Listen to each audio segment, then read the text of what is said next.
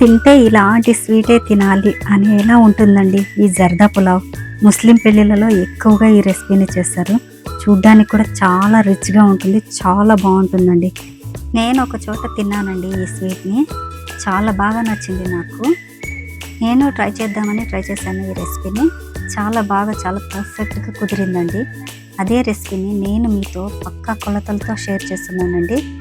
చాలా ఈజీగా తక్కువ టైంలోనే పర్ఫెక్ట్గా ప్రిపేర్ చేసుకోవచ్చండి ఈ రెసిపీని. ఇంకెందుకు ఆలస్యం, మనం కూడా ప్రిపేర్ చేసేద్దామా?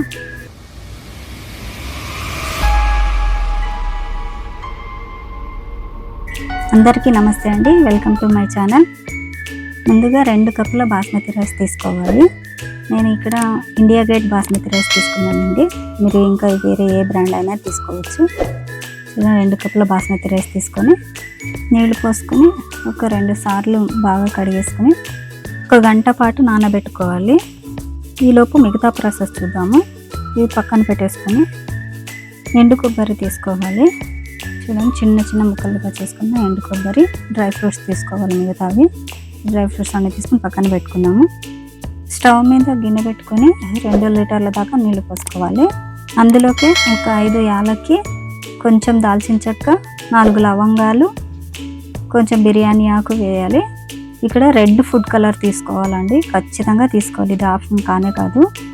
ఇది ఎసరు మరిగేంతలో మనము డ్రై ఫ్రూట్స్ తీసుకున్నాం కదా, అది వేయించుకుందాము. 2 టేబుల్ స్పూన్ల దాకా నెయ్యి తీసుకొని, నెయ్యి మరిగిన తర్వాత ఇలా ఒక్కొక్కటిగా వేసి డ్రై ఫ్రూట్స్ అన్నీ వేయించుకోవాలి. దూరగా వేయించుకోవాలి, అన్నీ ఒకేసారి వేయకూడదండి.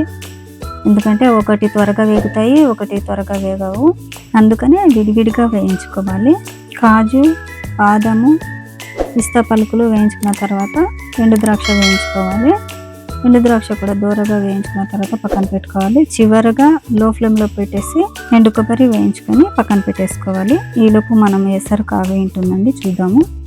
ఎసరు ఇలా మరుగుతున్నప్పుడు మనం కడిగి పెట్టుకున్న బాస్మతి రైస్ని వేసుకొని 80% వరకు కుక్ చేసుకోవాలి. హై ఫ్లేమ్లోనే కుక్ చేసుకోవాలండి, లో ఫ్లేమ్లో కుక్ చేసుకోకూడదు.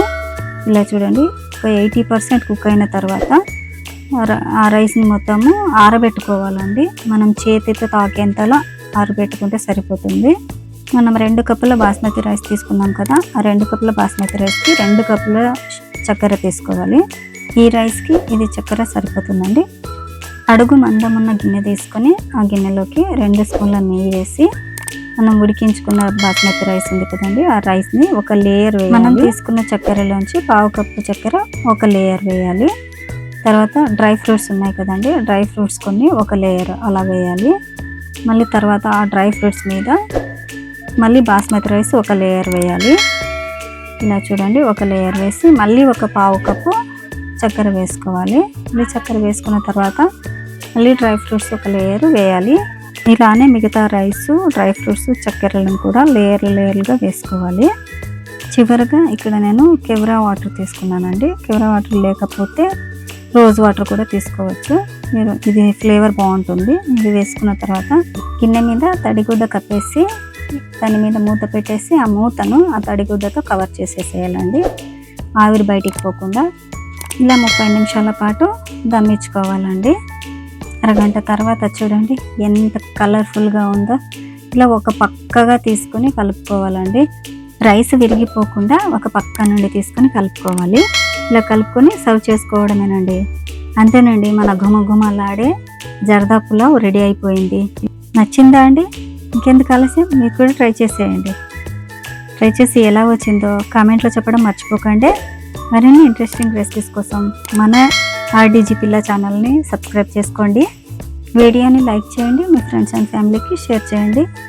మీకు ఇంకేమైనా రెసిపీస్ కావాలన్నా కామెంట్లో చెప్పండి, నేను రెసిపీని ఛానల్లో పోస్ట్ చేస్తాను. Thanks for watching.